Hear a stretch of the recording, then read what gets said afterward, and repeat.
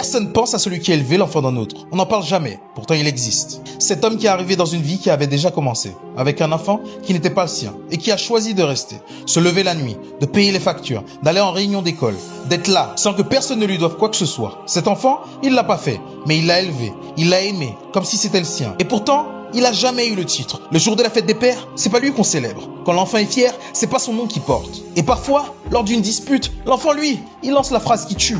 T'es même pas mon vrai père. Et lui, il encaisse, en silence, parce qu'il sait qu'au fond, il a fait le plus dur. Il a aimé, sans obligation. Il a donné, sans lien de sang. Il a choisi cet enfant chaque jour, alors que rien l'y forçait. Et ça, c'est peut-être la forme d'amour la plus pure qui existe. Parce qu'un parent, il aime souvent son enfant par instinct, par le sang. Lui, il l'a fait, par choix, encore et encore. Alors si tu connais un homme comme ça, un beau-père, un oncle, quelqu'un qui a élevé l'enfant qui n'était pas le sien, va lui dire une chose. Ce que t'as fait, ça comptait. T'étais peut-être pas le père biologique, mais t'as été le père présent. Et pour un enfant, c'est pas le sang qui fait le père, c'est celui qui est resté.